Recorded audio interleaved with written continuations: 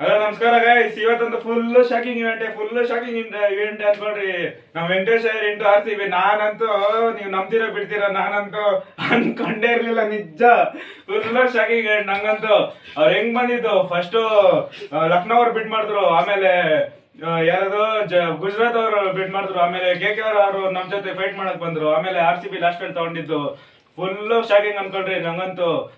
Next ಅವರು ನೆನೆ 30 ಕ್ರೋರ್ಗೆ mark action ಅಲ್ಲಿ ಇದು ಸೇರಾದ್ರು. ನಮ್ಮ ಅನಿಲ್ ಕುಂಬ್ಳೆ ತಗೊಂಡಿದ್ದು.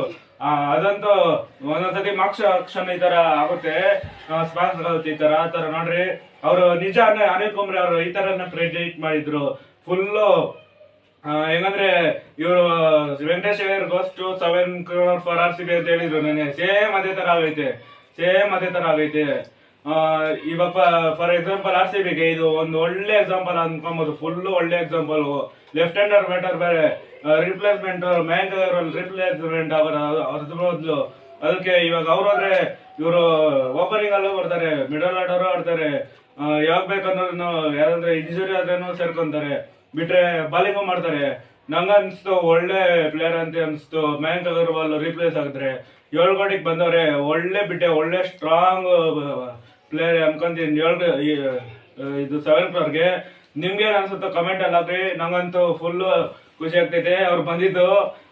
ಮತ್ತೆ ಫುಲ್ ಖುಷಿ ಅನ್ಸ್ತೈತೆ. ನೆನ್ನೆ ಅದು ಅನಿಲ್ ಕುಂಬ್ಳೆ ಅವ್ರು ಹೇಳಿದಂಗೆ ಆಗ್ತೈತೆ, ಅವ್ರು ಪ್ರೆಡಿಕ್ಟ್ ಮಾಡ್ದಂಗೆ ಐತೆ ಅಂದ್ರೆ ಅವ್ರಿಗೂ ಫುಲ್ ಅವರು ವೆಂಕಟೇಶ್ ಸರ್ವ್ ಮಾಡಿದ್ದು ನೋಡ್ರೆ ಫುಲ್ ಖುಷಿಯಾಗಿರುತ್ತೆ. ನೆಕ್ಸ್ಟ್ ಕ್ಯಾಮ್ರಾನ್ ಗ್ರೀನ್ ಅವರು 25 crore ಏನೋ ಇಲ್ಲೋ ಸಮಥಿಂಗ್ KKRಗೆ ಸೋಲ್ಡ್ ಆಗವ್ರೆ. ಅವರು ಒಂದು ಒಳ್ಳೆ ಪಿಕೆ ಅನ್ಕೊಂತೀನಿ.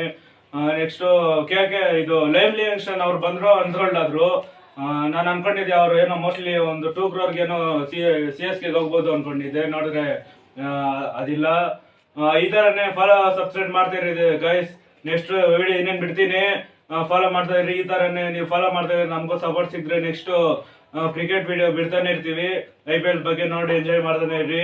ಸಿಗೋಣ ನೆಕ್ಸ್ಟ್ ವಿಡಿಯೋ ಅಲ್ಲಿ. ಬೈ.